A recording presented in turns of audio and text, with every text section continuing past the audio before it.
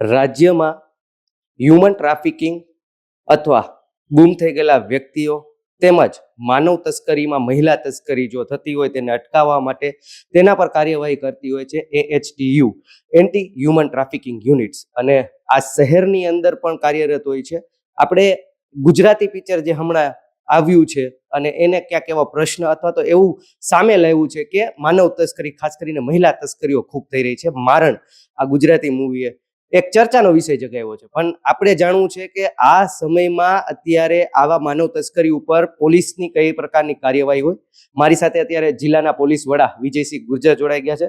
Sir, જે અત્યારે માનવ તસ્કરી હોય કે ગુમશુદાની જે આવતી હોય છે, HTU ની જે કામગીરી હોય છે, એ અત્યારે કઈ પ્રકારે ચાલે છે, એમાં કિસ્સાઓ ક્યાં ક્યાં અત્યાર સુધીમાં આવ્યા છે? આપણે વાત કરીએ છેલ્લા 6 મહિનાની કે વર્ષ દિવસની, આપના અંડરમાં અત્યારે શું એની કાર્યવાહીઓ થઈ હોય અથવા તો આપના ધ્યાન આવી?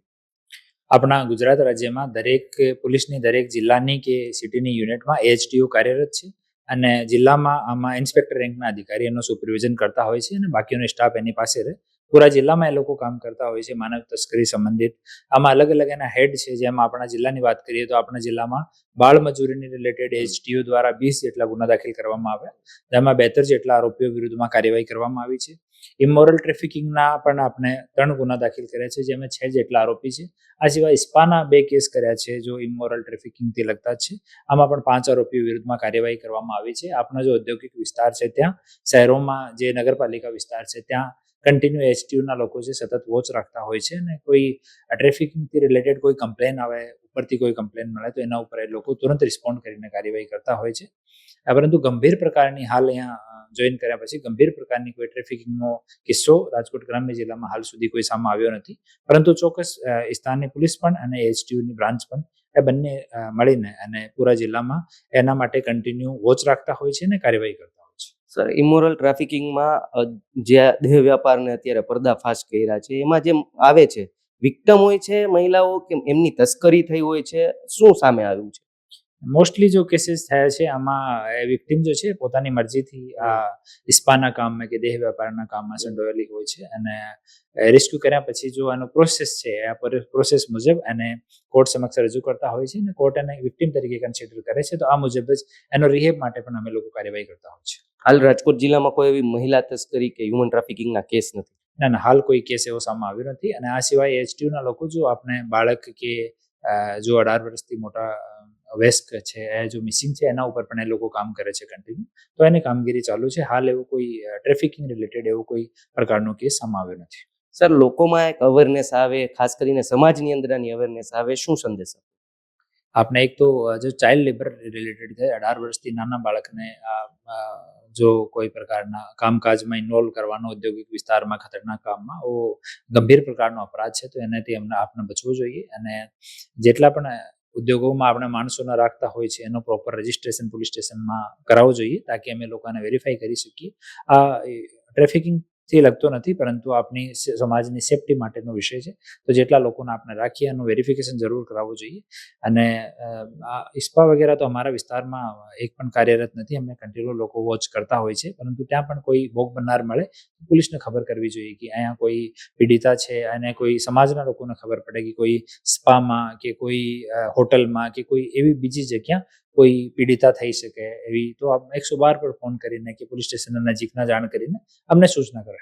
રાજકોટ જિલ્લામાં અત્યારે માનવ તસ્કરીને લઈને કોઈ એવા સામે કિસ્સાઓ આવ્યા નથી, મહિલા તસ્કરીના કિસ્સાઓ નથી. હા, AHTUની અંતર્ગતની જે કાર્યવાહી રહેતા હોય, બાળ મજૂરી છે કે એવા કિસ્સાઓમાં પણ તેઓ તેનો પર્દાફાશ કરે છે અને જે વિક્ટમ હોય છે તેને પણ એની જીવન નવું શરૂ થઈ શકે એ પ્રકારના પગલાં તે લેતા હોય છે. શહેરની અંદર શું અત્યારની સ્થિતિ છે એ પણ આપણે જાણીશું. ત્યારે મારી સાથે હમણાં જોડાઈ જશે થોડી જ વારમાં DCP ક્રાઇમ જગદીશ બાંગરવા સાહેબ. આપણે એમની પાસેથી પણ વિગતો લેવી છે. મારી સાથે DCP crime Jagdish Bangarwa sir જોડાઈ ગયા છે. AHTUની કામગીરી અત્યારે કઈ પ્રકારની છે સાહેબ? શહેરની અંદર માનવ તસ્કરી, મહિલા તસ્કરીના કોઈ બનાવો લાસ્ટ 6 મંથ કે વર્ષ દિવસના આપની સમક્ષ આવ્યો સર, આને કઈ રીતના કામગીરી રહે છે આની અંદર? ગુજરાત રાજ્યમાં દરેક પોલીસ યુનિટ, કોઈ પણ જિલ્લો હોય, કોઈ પણ શહેર હોય, દરેક પોલીસ યુનિટમાં એક AHTU anti human trafficking unit કાર્યરત હોય છે. રાજકોટ શહેરમાં પણ PI શ્રી કે ગોહિલના નેતૃત્વમાં એક AHTU કાર્યરત છે. એનો મૂળ કામ ગુમ થયેલા વ્યક્તિઓને શોધવાનું, અપહરણ થયેલા બાળકોને શોધવાનું, જે નાના બાળકો હોય એ માનવ તસ્કરીના શિકાર થયા હોય યા મહિલાઓ માનવ તસ્કરીની શિકાર થઈ હોય તો એના માટેની કાર્યવાહી કરવી, અને ભિક્ષાવૃત્તિ બાળમજૂરી વિરુદ્ધ ડ્રાઈવ યોજવી, એ બધી એમના ચાર્ટરમાં આવે છે. છેલ્લા 1 વર્ષ 6 મહિનામાં થયેલી કામગીરીની વાત કરીએ તો 2026માં હજુ સુધી જે HTU રાજકોટ શહેરની યુનિટ છે એમના દ્વારા 128 જેવા ગુમ થયેલા માણસોને શોધી કાઢવામાં આવેલ છે. આની સાથે સાથે 14 કિડનેપિંગના કેસ પણ ડિટેક્ટ કરવામાં આવેલ છે, જેમાં નાના 18 વર્ષ કરતા નાના બાળકોને કિડનેપ કરી લેવામાં આવેલ હતા અથવા એ ઘરેથી નીકળી ગયા હતા, એમને શોધી કાઢવામાં આવેલ છે. અને 27 જેવા બાળકોને બાળમજૂરીથી મુક્ત કરવામાં આવેલ છે, અને 18 જેવા જે બાળકો છે એમને ભિક્ષાવૃત્તિથી મુક્ત કરવામાં આવેલ છે. એ રીતે 2026માં કામગીરી HTUની છે. અને આ સિવાય વાત કરીએ તો ગયા વર્ષે જૂન મહિનામાં રાજકોટ શહેર HTU દ્વારા બી ડિવિઝન વિસ્તારમાં એક રેડ કરવામાં આવેલ હતી, જેમાં આરોપી અજમત મોલા ના શિકંજામાંથી 19 બાળકોને જેને ટોર્ચર કરવામાં આવતો હતો અને બાળમજૂરી કરવામાં આવતી હતી એને મુક્ત કરાવવામાં આવેલ હતા. અને આ જ કેસમાં જે આરોપી છે અજીત મોલા, એમનો જે ઇન્ટરોગેશન કરવામાં આવેલ હતો તો એમાં એક જૂનો ગુનો ડિટેક્ટ થયેલ હતો, જે બી ડિવિઝનમાં ધડ વગરનો માથું એક બાળકનો મળી આવેલ હતો, અને 2018માં મર્ડરનો કેસ દાખલ થયેલ હતો. તો એ પણ જે આરોપી છે અજીત મોલા, એમને કબૂલાત કરી હતી કે એ પણ એને બાળમજૂરીનો શિકાર બાળક હતો અને એને એમના દ્વારા મારી નાખવામાં આવેલ હતો. તો આ એક સારી કામગીરી HTUની હતી. આ સિવાય જે માનવ તસ્કરીની, મહિલા તસ્કરીની વાત કરીએ તો જે મોટા ભાગના સ્પા રાજકોટ શહેરમાં છે, સ્પામાં અમુક સ્પામાં જે યુવતીઓ છે એમને તસ્કરી કરીને અહીં લાવવામાં આવે છે અને એમની પાસેથી ઇમોરલ એક્ટિવિટીઝ કરાવવામાં આવેલ છે. તો HTU દ્વારા છેલ્લા 1 વર્ષમાં મોટા ભાગના સ્પાઓને ચેક કરવામાં આવેલ છે, અને અમુક સ્પાઓ ઉપર કેસ પણ કરવામાં આવેલ છે, જેમાં ઇમોરલ ટ્રાફિકિંગના વિક્ટિમ્સ અમને મળી આવેલ હતા. તો એમની રિહેબિલિટેશનની કાર્યવાહી પણ એમના દ્વારા કરવામાં આવેલ છે. અને બાંગ્લાદેશી નાગરિકોને ડિપોર્ટ કરતી વખતે અમારા ધ્યાને આવેલ હતું કે જે બાંગ્લાદેશ તરફથી જે મહિલાઓ અહીંયા ઇન્ડિયામાં એન્ટર થાય છે એ મોટા ભાગની અહીંયા આવીને વેશ્યાવૃત્તિ, દેહ વ્યાપારમાં સંલિપ્ત થઈ જાય છે. તો એ પણ એક રીતે વિક્ટિમ્સ છે. તો એમને પણ અહીંથી મુક્ત કરાવીને એમના મૂળ વતન પરત મોકલવામાં આવેલ હતી. સર, એટલે કહી શકાય કે રાજકોટ શહેરની અંદર કોઈ એવી મહિલા તસ્કરી કે કોઈ એવું અત્યારે ગેંગ કે કોઈ એવી છે ને કે જે આ રેકેટ ચલાવતું હોય?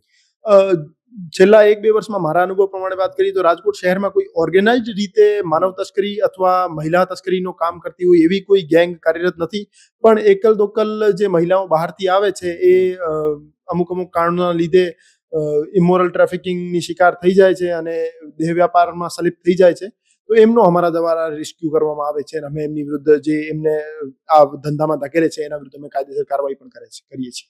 સર, સોસાયટીને એક મેસેજ શું દેવો છે, ખાસ કરીને વાલીઓને અને લોકો સુધી એક મેસેજ?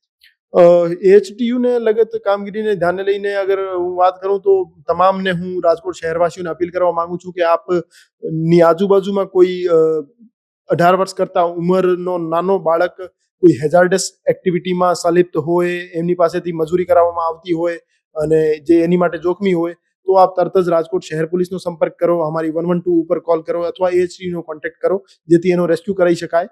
અને આ સિવાય આપના આજુબાજુમાં પણ ધ્યાનમાં આવે કે કોઈ એવો બાળક છે જેનો અપહરણ થઈ ગયું હોય અથવા કોઈ માણસની એક્ટિવિટી સસ્પિશિયસ દેખાતી હોય કે એ માનવ તસ્કરીમાં સંલિપ્ત હોઈ શકે છે, તો એવી કોઈ પણ સંદિગ્ધ ઘટના હોય તો આપ રાજકોટ શહેર પોલીસનો બેઝિક સંપર્ક કરો. અને તમામ જે ઇન્ડસ્ટ્રીયલિસ્ટ છે એમને પણ હું કહેવા માંગુ છું કે આપ 18 વર્ષ કરતા ઓછી ઉંમરના બાળકો છે એને મજૂરી ઉપર ના રાખો, જે હેઝાર્ડિયસ કામ હોય એમાં. અને આ સિવાય જે આપ માણસ મજૂરી ઉપર રાખો છો એનો ફરજિયાત રજીસ્ટ્રેશન કરાવો, જેથી બીજા કોઈ કાયદાકીય પ્રશ્નો ઊભા ન થાય. રાજકોટ શહેર જિલ્લામાં હાલ અત્યારે માનવ તસ્કરીને લઈને કે મહિલા તસ્કરીને લઈને કોઈ એવા સંગીત ગુનાઓ છે તે સામે નથી આવ્યા.